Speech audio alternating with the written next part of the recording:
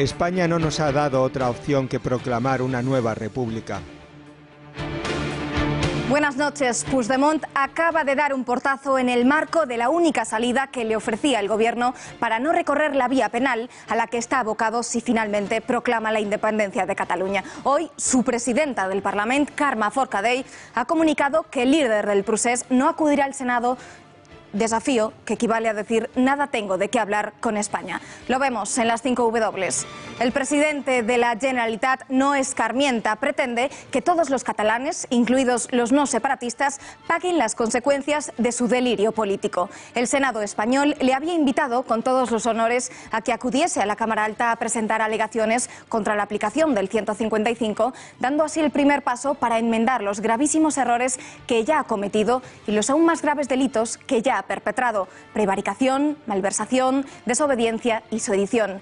Pues bien, a un paso de aplicarse el 155, Puigdemont responde a la invitación de la Cámara Alta con un portazo, evidenciando que efectivamente no reconoce ni la legitimidad ni la autoridad de las instituciones democráticas españolas. Solo cabe deducir que Carles Puigdemont está en la línea de salida de recorrer la vía penal del último delito que le queda por cometer, el más grave de todos ellos, el delito de rebelión. No sabemos si de grado o por la fuerza, pero el caso es que todo apunta a que Puigdemont, desoyendo a sus propios correligionarios, que ya le han advertido de que lo más conveniente sería dar marcha atrás, se ha sumado haciendo suyas las tesis más montaraces del separatismo catalán, encarnando en la extrema izquierda de la CUP, de Esquerra Republicana y de sus afluentes de Podemos. Por eso, descartada la vía del Senado, es más que probable, incluso posible, que Puigdemont perpetre el próximo viernes en el Parlamento Autonómico catalán la locura final de proclamar la independencia de Cataluña. Llegados a este punto, solo le espera el Código Penal. Y todos sabemos, porque el fiscal general del Estado ya se lo ha advertido, a dónde conduce el Código Penal por el delito de rebelión. Editorial con Eduardo García Serrano.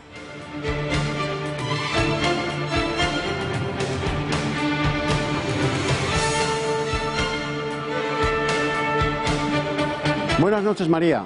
Llegamos a la clave de la encrucijada, el punto más angosto de la intersección de dos caminos en el que uno de los peregrinos ha de ceder, de grado o por la fuerza, el paso al otro. En la encrucijada se encuentran, después de avizorarse, tolerarse y tantearse durante décadas, el separatismo, no solo el catalán, ojo, y la unidad multisecular de esta realidad que aún hoy podemos seguir llamando España. Rajoy y Puigdemont son dos actores pasajeros cuya memoria en los archivos de la historia dependerá de las decisiones que tomen y de las acciones que emprendan en las próximas 48 horas, en las que no nos jugamos todos más o menos poder, más o menos votos o más o menos escaños. No. En las próximas 48 horas nos jugamos el ser o no ser de España, no solo en la más que probable declaración unilateral de independencia del Parlamento catalán. Fundamentalmente nos la jugamos en la reacción átona y tibia o contundente e implacable del gobierno de Rajoy ante esa mutilante declaración de independencia que le arrancaría a España su razón de ser, disolviendo la esencia y la naturaleza fundacional de la nación en esa pócima, posible y probable, de la declaración unilateral de independencia aderezada con una respuesta sin coraje y sin valor del que se convertiría en el último gobierno de lo que todavía hoy podemos seguir llamando España.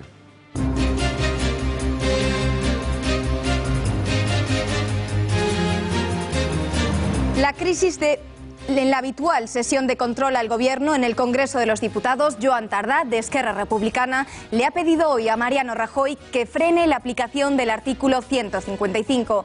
El presidente del Gobierno le ha respondido que en las actuales circunstancias ya es imparable.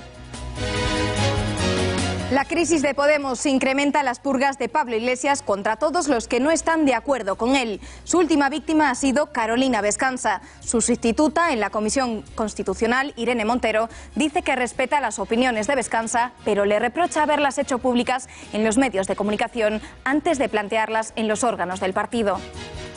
Nos está faltando ese proyecto político para España, esa explicación de cuál es nuestro proyecto político para España. El adoctrinamiento separatista a los niños catalanes en las aulas escolares llega a niveles disparatados.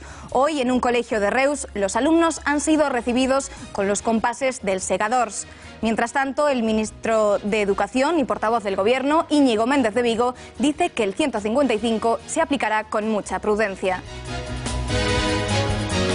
La Policía Nacional ha detenido en Madrid al español islamizado Yusuf Galán González por sus labores de adoctrinamiento y captación de yihadistas para el ISIS en las redes sociales. El madrileño fue detenido e encarcelado por su participación a través de una célula de Al-Qaeda en los atentados del 11S en Nueva York. Ahora ha vuelto a ser detenido porque se había vuelto nuevamente a activar todo lo que era su mentalización yihadista.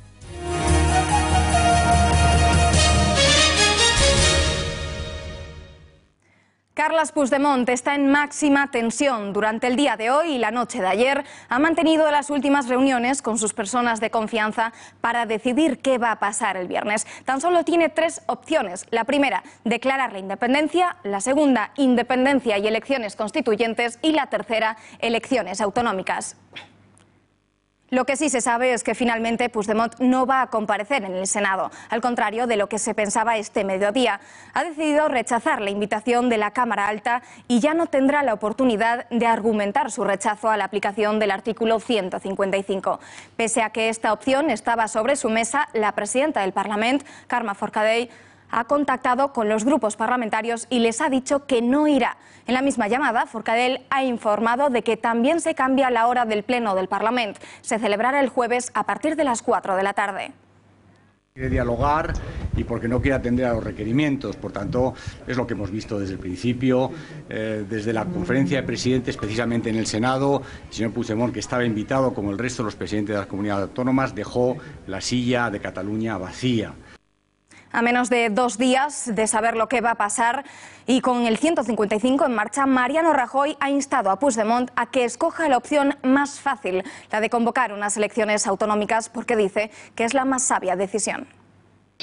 El objetivo de plantear el 155 es restaurar la legalidad.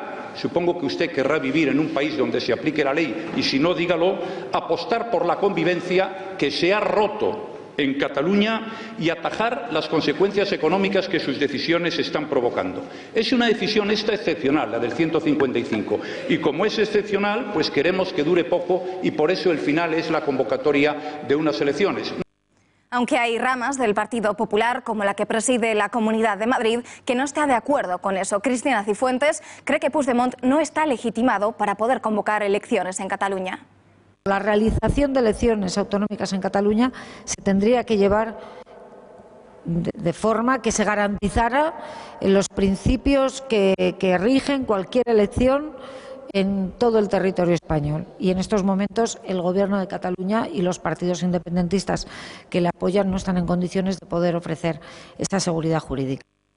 Debate arduo en el Congreso centrado en la crisis catalana. Los independentistas piden a Rajoy que frene el 155, que aún está a tiempo, pero el presidente del Gobierno asegura que es la única salida que hay. Nosotros habíamos pedido diálogo y su respuesta ha sido 155, con el beneplácito del Partido Socialista y el patrocinio de Felipe VI. Usted lo que hace es acrecentar todavía más el abismo emocional entre el Reino de España y Cataluña. Rajoy, usted todavía está a tiempo, frene la represión, retire el 155, no tiene ningún derecho a hacer sufrir a los ciudadanos catalanes, seamos o no independentistas. ¿Qué crimen hemos cometido? Cumplo con mi obligación al poner en marcha el 155 y lo hago ante el desprecio a nuestras leyes, donde no hay ley, ni hay democracia, ni hay diálogo. Supongo que usted querrá vivir en un país donde se aplique la ley. Y yo, como presidente del Gobierno de España, y usted sabe que con razón no puedo negociar ni los términos ni los plazos de la independencia de... La Asamblea Nacional Catalana vuelve a movilizar a los independentistas y retrasa el día de la manifestación para el viernes a las 10 de la mañana frente al Parlament, con la intención de dar la bienvenida a la República Catalana. También desde Junts pel Sí llaman a proclamar la independencia y después a resistir con la gente. Dicen que será una vía defensiva para evitar que el Estado les aplaste. Polémicas declaraciones de Pablo Iglesias. Acaba de reconocer que proclamar la independencia es ilegal e ilegítimo. Además, asegura que Puigdemont debería de haber aceptado la invitación del Senado.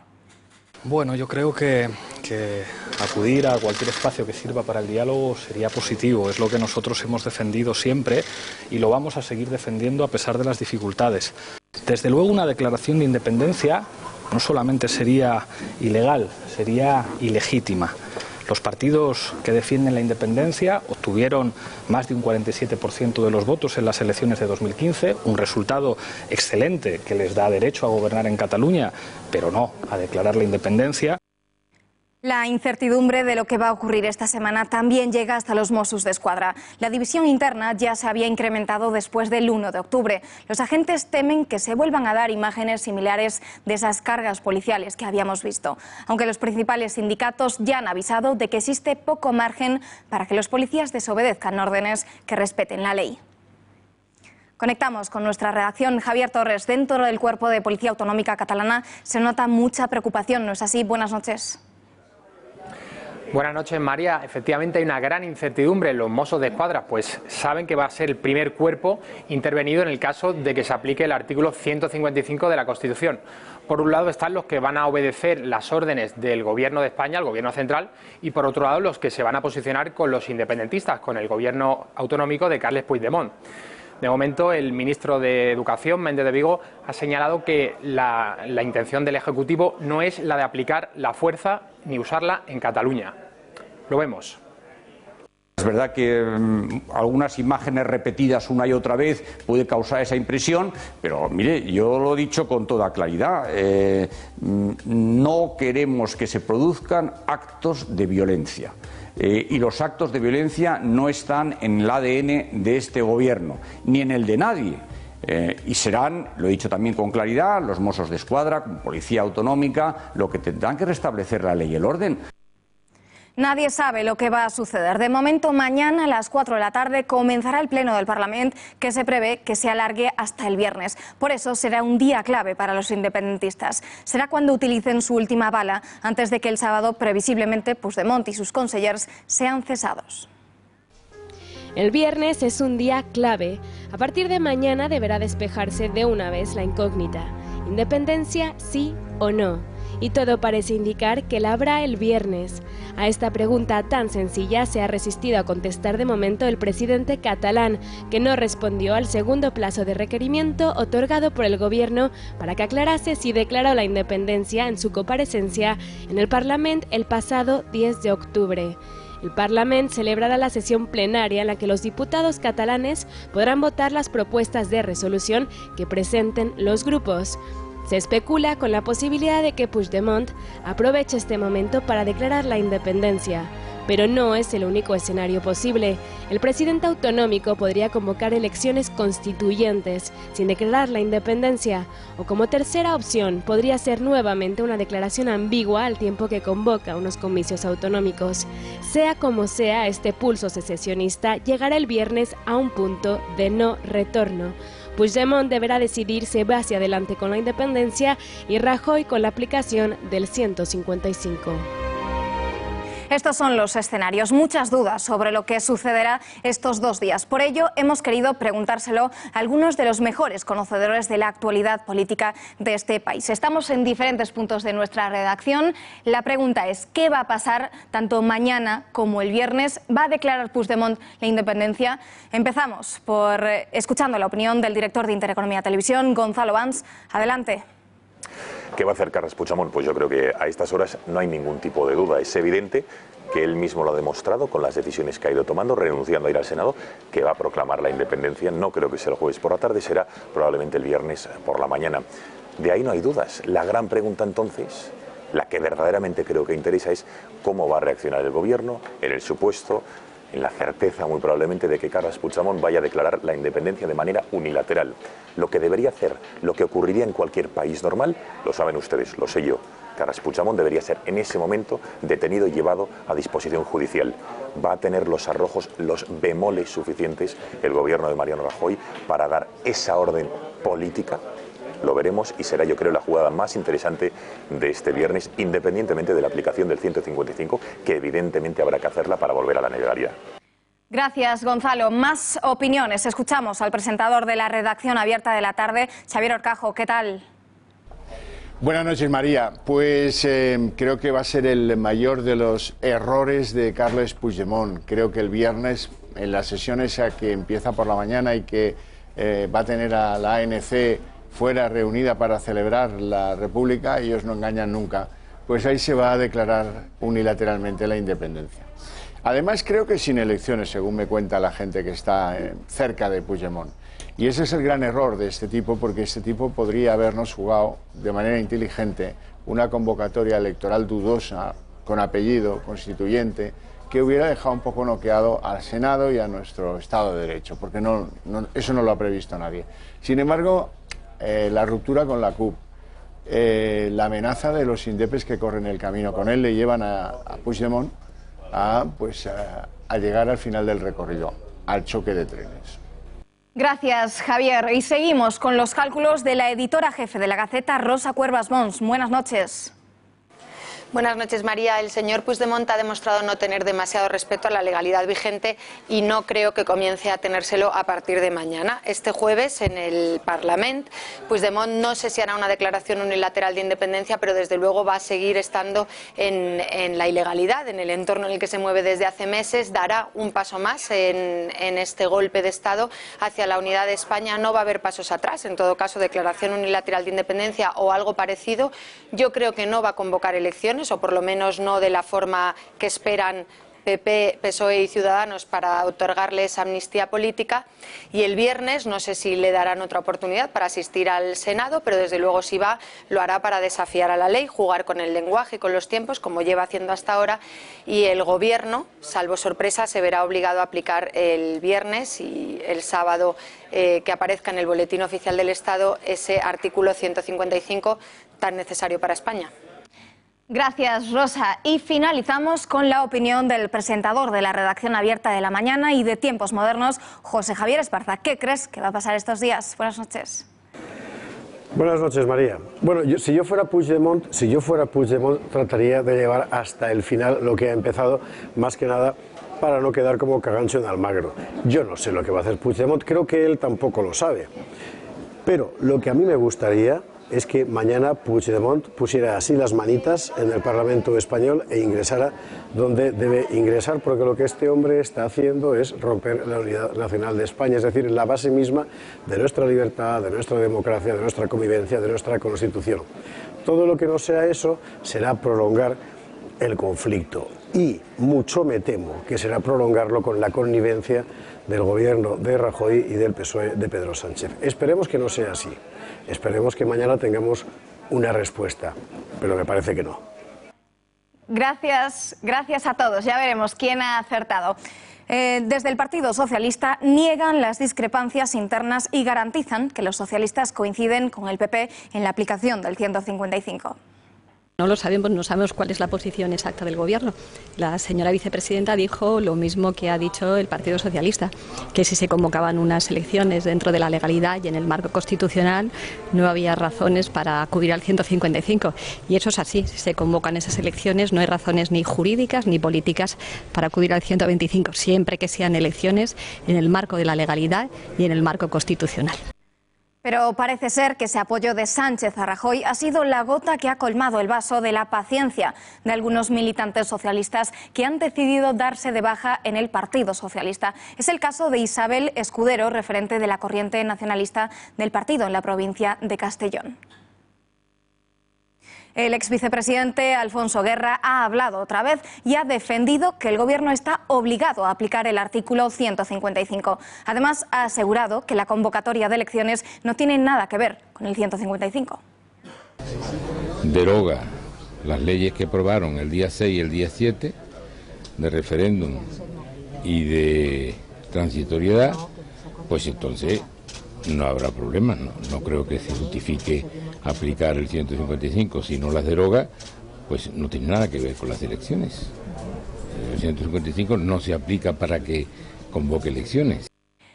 Eduardo, ¿estás de acuerdo con Guerra o crees que la convocatoria de elecciones exime a Puigdemont de todos esos demás desafíos al gobierno? Estoy absolutamente de acuerdo con Alfonso Guerra.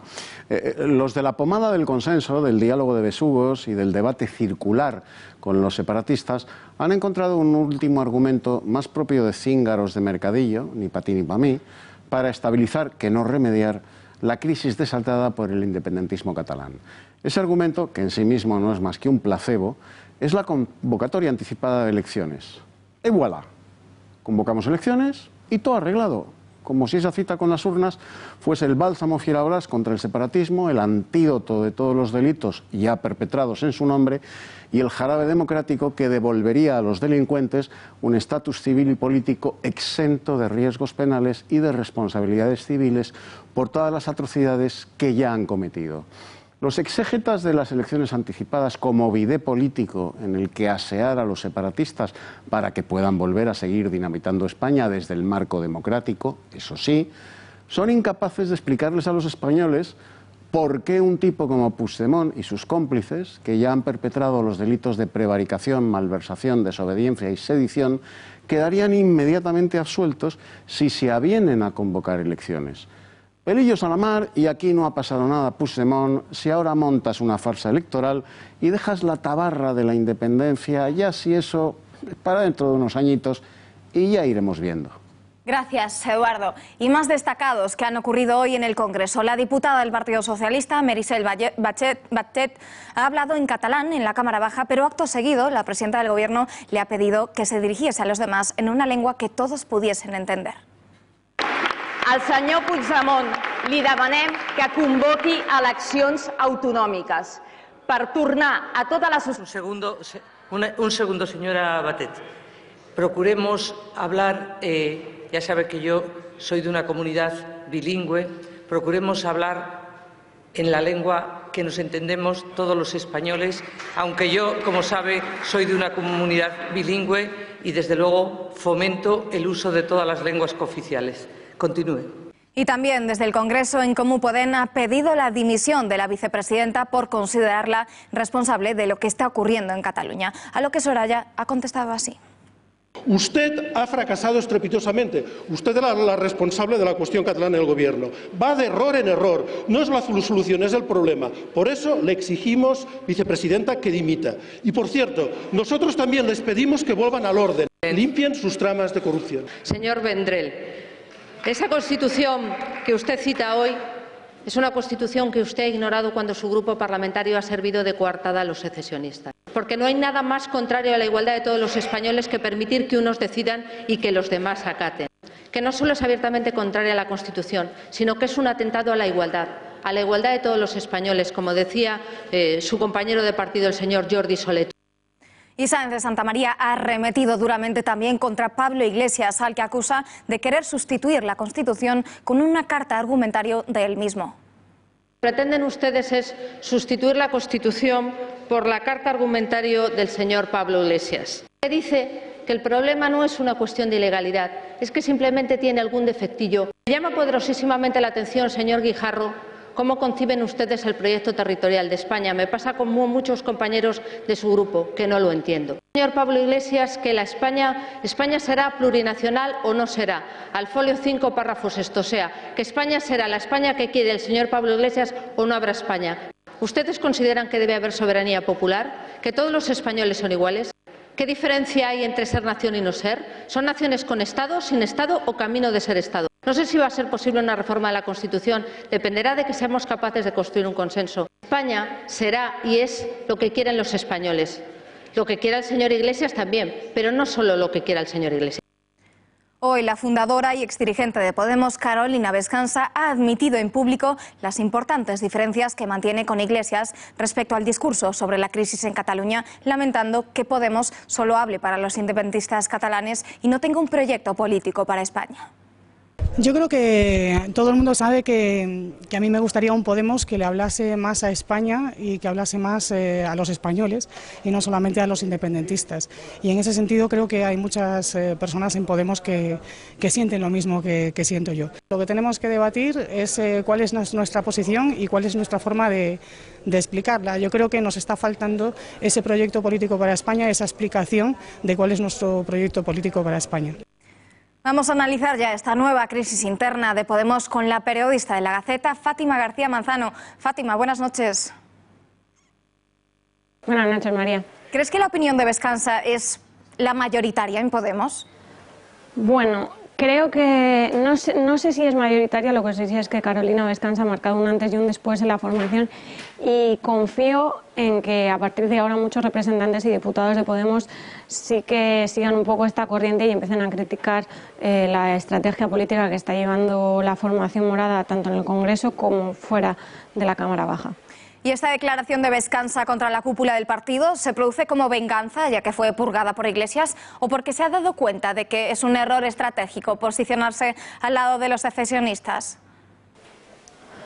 Bueno, yo creo que Carolina Vescansa lo sabía de antes, tenía este pensamiento de antes. ¿Que haya actuado por revancha o no? No lo sé. Lo que sí sé es que ha sido el punto clave para que ella dijera hasta aquí y hiciera estas declaraciones antes de la entrada a la sesión de control del Congreso, en la que se ha convertido en la absoluta protagonista, porque no había más que ver a ella, por así decirlo, en un segundo plano, ya el resto de dirigentes políticos con un semblante bastante serio. Es más, la propia Irene Montero a la salida de esta sesión de control ha llamado la atención entre líneas a la que antes era la número 3, que no podemos olvidar que antes tenía un puesto muy importante dentro de la formación, señalando pues que este tipo de trapos sucios tenían que airearse en las reuniones y no ante los medios de comunicación para evitar este revuelo que finalmente se ha provocado. Y por último, Fátima, las contradicciones en Podemos pues han sido constantes. ¿Cuál es la verdadera posición del partido con respecto a Cataluña? Bueno, yo creo que es que ni ellos mismos saben qué tienen que hacer en este momento. Llevan 1 o 2 meses más cercanos de los intereses de los separatistas y de los independentistas que del pueblo español. Están en contra de la aplicación del 155, defienden la liberación de los Jordis y de los presos políticos como a ellos les llaman, pero parece que pues precisamente lo que decía Carolina Vescansa, parece que no tienen un proyecto para España. El problema de todo esto es que no es para nada sorprendente. Ya en el programa electoral la formación morada señalaba que la solución para Cataluña era un referéndum legal y pactado. No hubo referéndum legal y pactado, hubo un referéndum legal, también lo apoyaron y ahora pues quieren cambiar la Constitución porque dicen que hay que adaptarla pues a esta nueva situación. Por lo tanto, creo que ni ellos mismos saben qué estrategias y qué medidas llevar a cabo y de hecho se demuestran muchos debates en los que parecen bastante perdidos. Pues gracias, Fátima, y muy buenas noches. Gracias, María. Los universitarios de Barcelona han reanudado hoy la huelga. Ha sido convocada por el Sindicato de Estudiantes del autodenominado Los Países Catalans y la Coordinadora de Asambleas de Facultad. Así lo han detallado fuentes de la universidad, que han precisado que entre las 12 facultades del campus, en algunas como por ejemplo en Ciencias de la Información, Filosofía y Ciencias Políticas, se ha secundado mayoritariamente. Por el contrario, en otras como Veterinaria, Medicina y la Escuela de Ingeniería, la jornada se ha desarrollado con total normalidad. Unos 200 estudiantes de esta universidad han pasado la noche en el campus y otros 50 han cortado el tráfico en algunas carreteras. La escuela pública La Bitxeta de Reus ha recibido a sus alumnos con el Segadors, el himno oficial de Cataluña. Según la directora, el himno sonó como un acto de defensa de la democracia, de la libertad de decidir y para denunciar los ataques que sufre el proceso independentista. Además, ha asegurado en una carta a los padres de los alumnos que lo hacen desde 2011, coincidiendo con la llegada o salida al recreo del centro y a menudo relacionada con algún acontecimiento de actualidad. La fractura en el profesorado sobre la posición ideológica referente al separatismo es tan solo uno de los muchos ejemplos de la persistencia independentista. Y a pesar de que desde diferentes plataformas y colegios hayan negado las malas prácticas, hemos visto imágenes en las que incluso los más pequeños, dirigidos por sus profesores, imitaban una especie de referéndum en horario escolar. ¿De verdad no hay adoctrinamiento en las clases catalanas? Lo vemos. El Sindicato de Profesores Acción para la Mejora de la Enseñanza Secundaria ha recopilado las últimas 25 denuncias de adoctrinamiento político escolar, presiones, amenazas, comparaciones, temarios partidistas o insultos. Son solo algunas de las acciones que se observan en las clases de la región catalana. Concentraciones y votaciones en las aulas.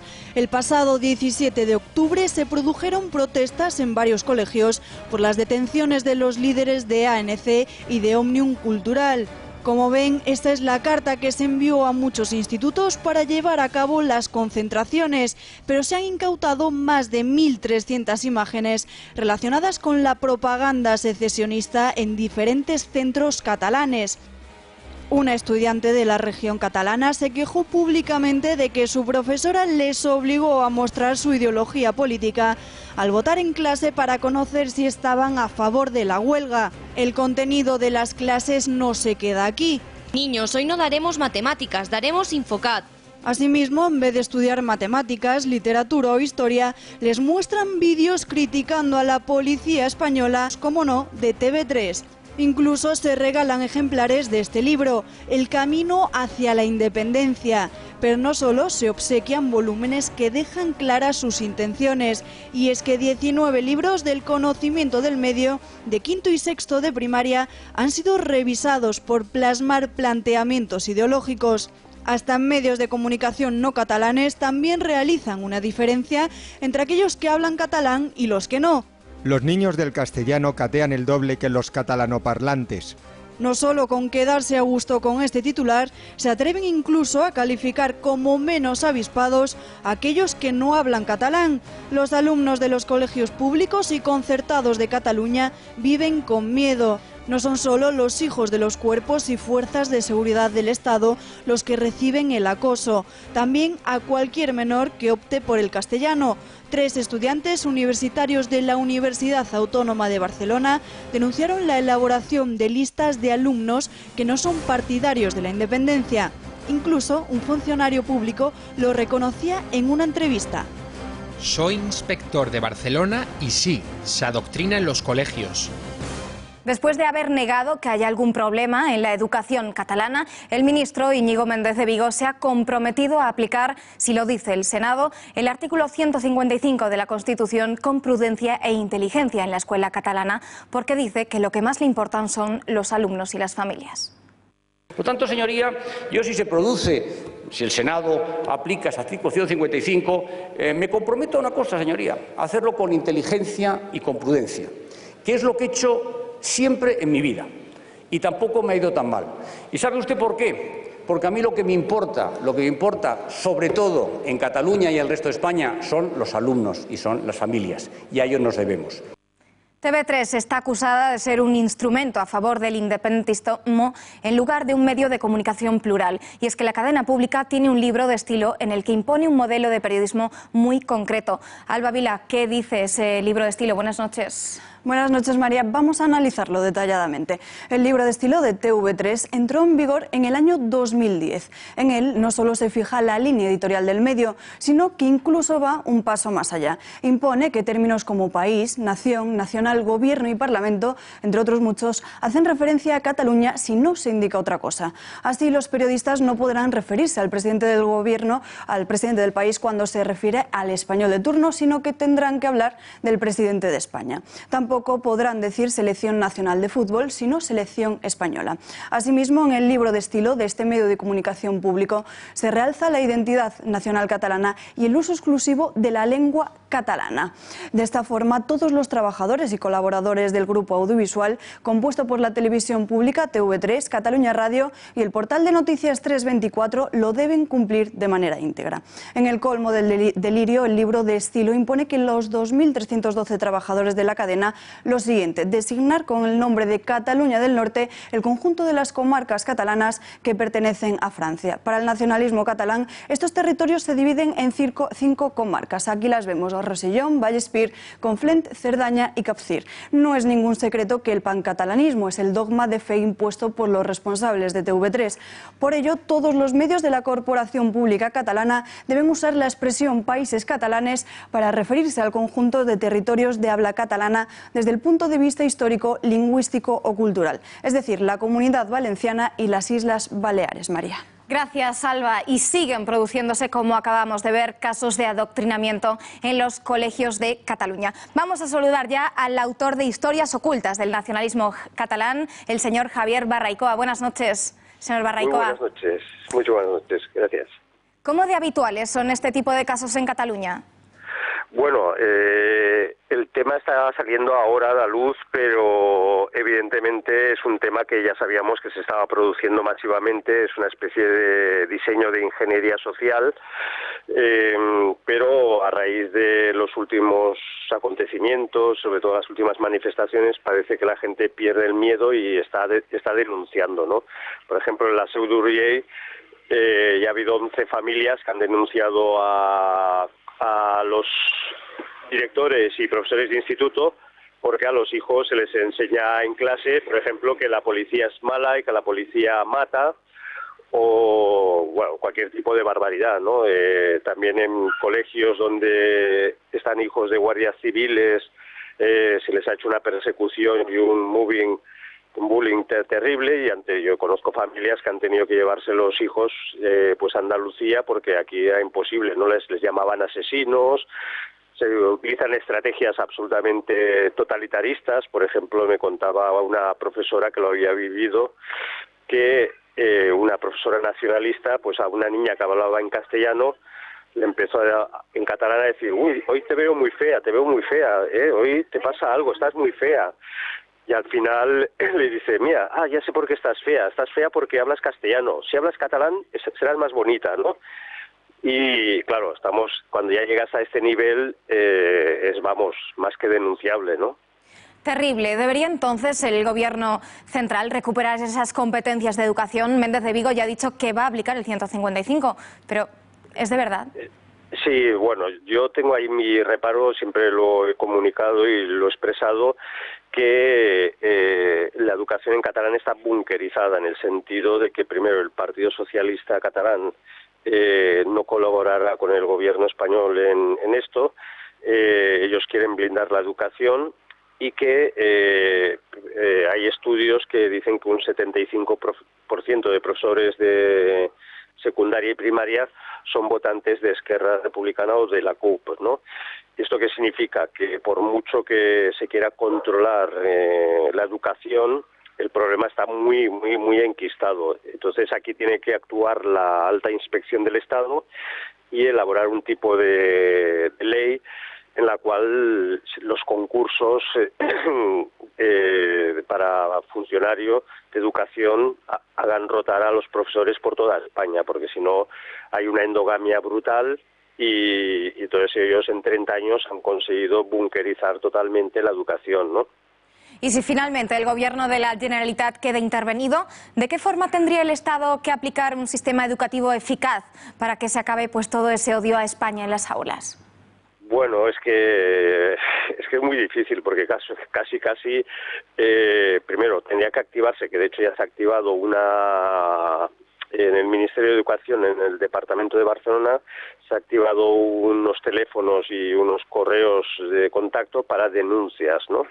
Pero luego estas denuncias evidentemente que se tendrían que llevar a cabo y evidentemente evitar que las familias o los niños quedaran estigmatizados, porque en un colegio hemos de pensar que es un lugar propicio para que se pueda dar acoso institucional, acoso de compañeros, es un lugar muy delicado, ¿no? Y si el Estado no es capaz de garantizar pues estos acosos, porque esto también lo hacen en Cataluña, ¿no? Que si una familia pide refuerzo en castellano, pues cogen al niño, lo ponen en un aula solo y entonces, claro, los padres dicen, no, preferimos que esté en un aula con todos que no que esté solo con un refuerzo, que el niño pues va perdiendo y por eso salen estos estudios de que los castellano hablantes, sus niveles de aprendizaje son muy inferiores, ¿no?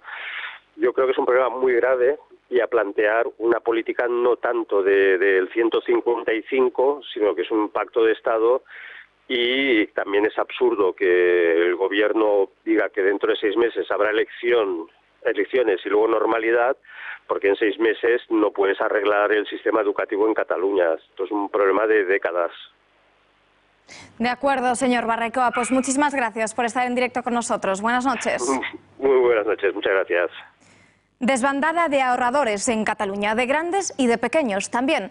La incertidumbre política que vive la región ha provocado que muchos catalanes desconfíen hasta el punto de llevarse todos sus ahorros a un banco de otra parte de España. Hasta el momento se han marchado 1.300 grandes empresas en el último mes. Pero además de los gigantes, también autónomos, funcionarios, asalariados y jubilados han decidido alejar de la región sus depósitos. Hoy el presidente de Mercadona, Juan Roy, ha lamentado que en España no se sepa aún hacia dónde se va o cómo se va a solucionar el problema del desafío independentista. Si sabes, si reflexionas, si sabes a dónde vas a ir, pues es mucho más fácil hacer cualquier cambio. Lo más difícil es cuando no sabes a dónde vas y sales corriendo de un sitio, que lo único que haces es pegar vueltas sobre la manzana, pero no sabes hacia dónde vas. El paro también sería el principal afectado de la independencia de Cataluña, así lo ha advertido el ministro de Economía, Luis de Guindos.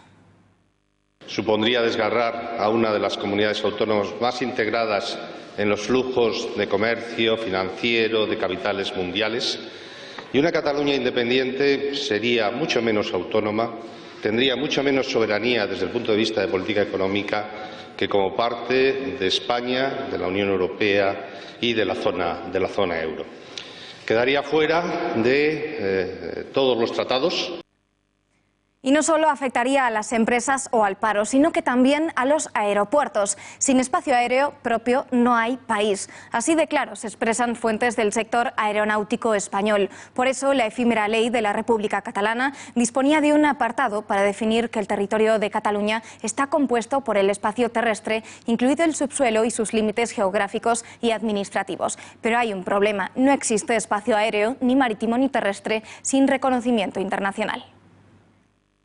Sociedad Civil Catalana ha contraatacado a las ficciones del independentismo con un vídeo titulado Ayuda a los nacionalistas catalanes, un vídeo inspirado en el que hace unos días Òmnium Cultural, la asociación liderada por el detenido Jordi Cuixart, publicó para que la comunidad internacional conociese cómo en España se atacan los derechos fundamentales de los catalanes. El vídeo ironiza sobre cómo el nacionalismo catalán es moralmente alérgico a la palabra España.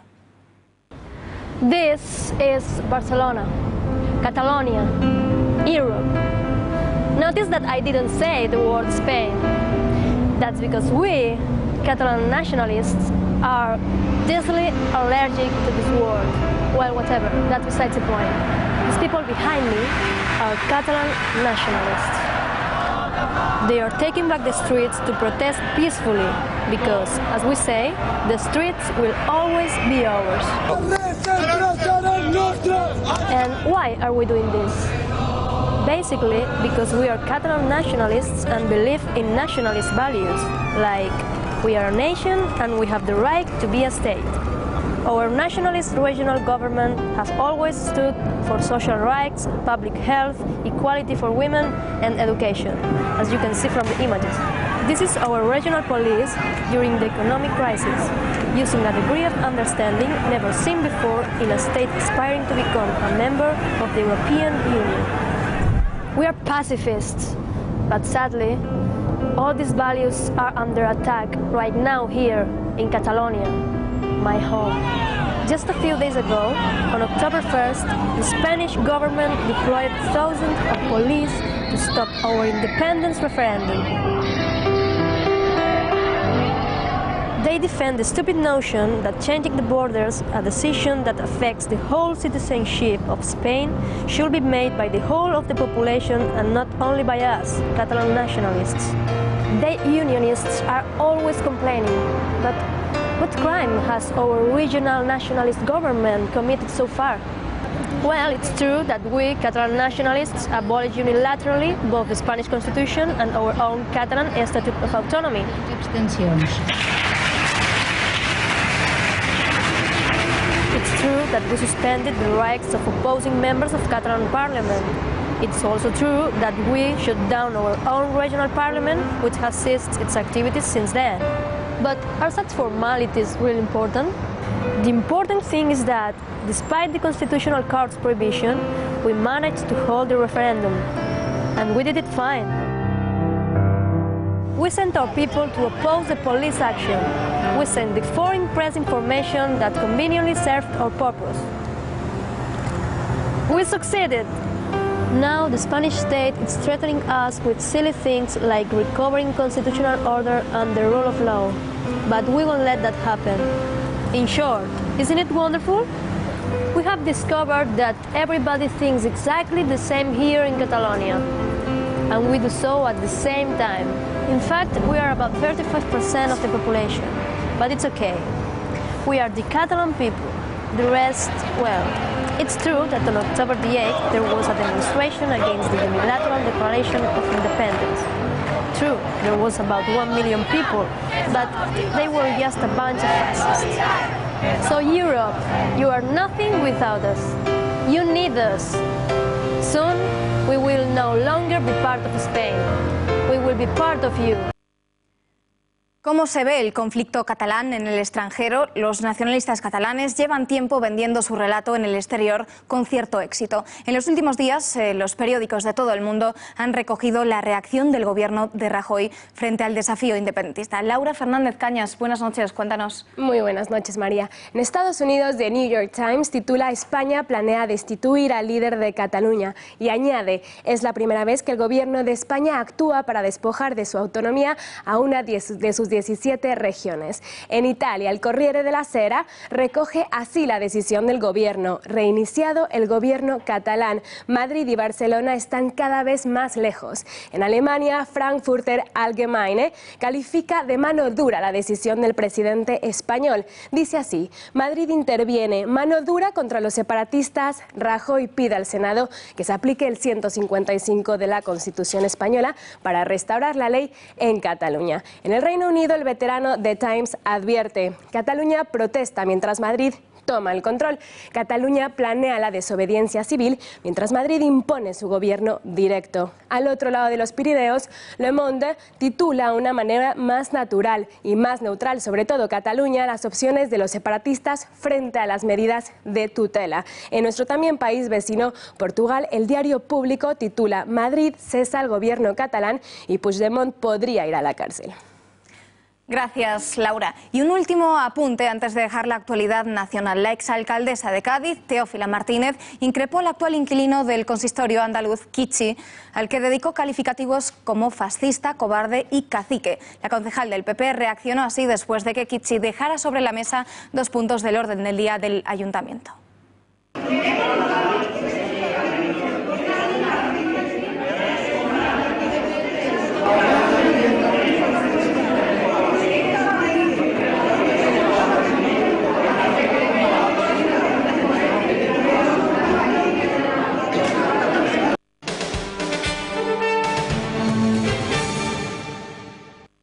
La Policía Nacional ha detenido en Madrid al español islamizado Yusuf Galán González por sus labores de adoctrinamiento y captación de yihadistas para el ISIS en las redes sociales. El madrileño Yusuf Galán González ya había sido detenido y encarcelado por su participación a través de una célula de Al-Qaeda, los atentados del 11S en Nueva York. Además, fue interventor de Herri Batasuna en las elecciones de 1989. Desde el Ministerio del Interior aseguran que el detenido había vuelto a radicalizarse.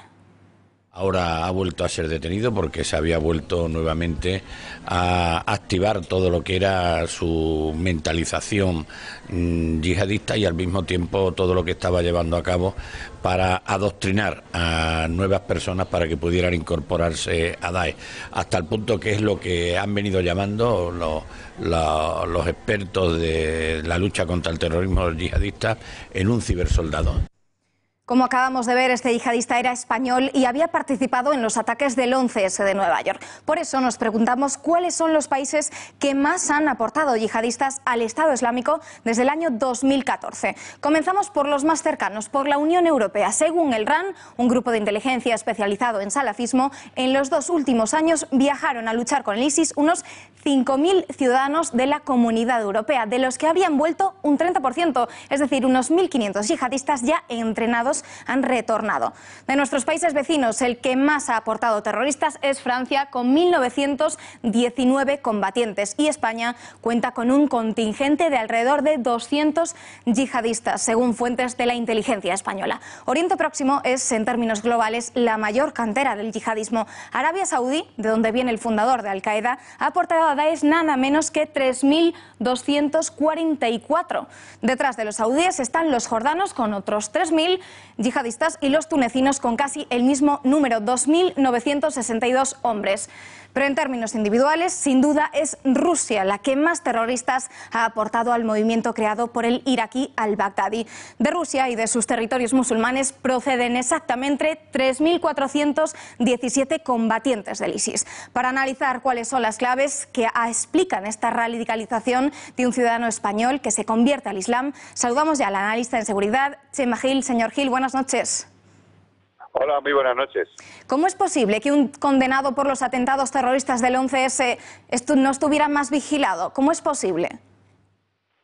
Bueno, pues que en realidad este hombre ya fue condenado, cumplió su condena, salió de prisión, anunció a bombo y platillo dónde iba a ir a vivir, vino a la región de Murcia concretamente, y en realidad, después de cumplir condena y teniendo todos sus problemas judiciales resueltos y no teniendo nada más que cumplir, pues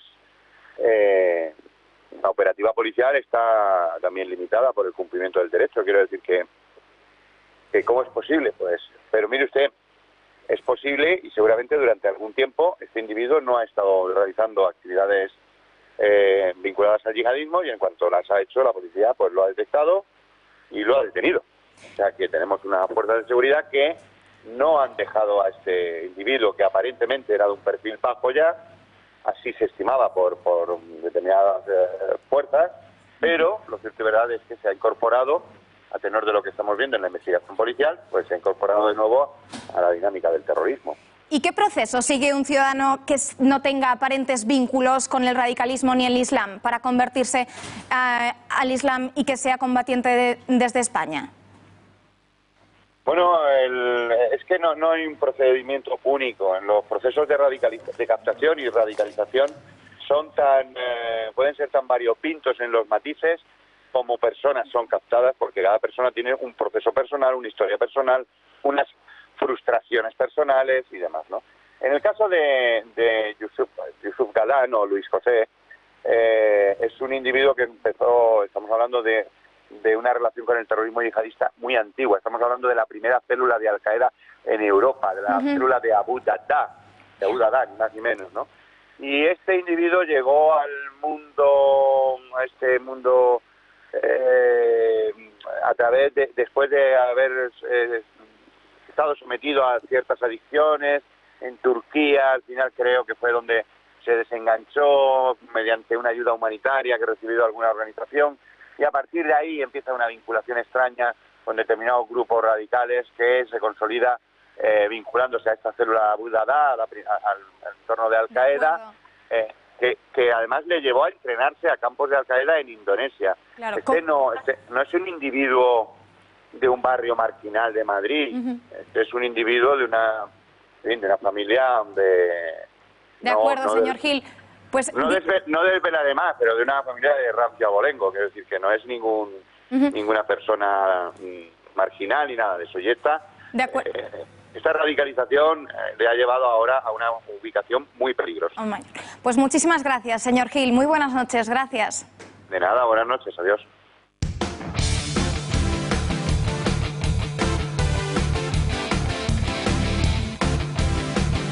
Los deportes, Juanma, la selección española ya está en la final del Mundial. Sí, María, una buenísima noticia porque la selección española sub-17 ya está en la final de ese Mundial que se está celebrando precisamente en la India. Es el único Mundial que no tiene la cantera de la selección española. Estos son los protagonistas, los sub-17 que han conseguido esa machada concretamente ante Mali. Pero ojo, que hubo un gol fantasma en el que los jugadores malienses protestaron. A pesar de ese 1-3 definitivo, sí que es cierto que los jugadores malienses pudieron ver, ahí estamos viéndolo en pantalla, precisamente pudieron marcar cuando el resultado iba 0-2, reclamaron este gol que en principio parece que había entrado. Pero bueno, por suerte para los intereses españoles ya estamos en la final que jugaremos ante Inglaterra. Se está disputando bastantes partidos de Copa del Rey. El protagonista ayer por parte del Barcelona fue Arnaiz, un jugador prácticamente desconocido para la mayoría del gran público que en puntopelota.es hemos explicado en profundidad quién es. A todo el mundo les recomendamos que visiten esa página para saber más sobre Arnaiz. Pero hay más nombres, hay más protagonistas. Por ejemplo, Zinedine Zidane,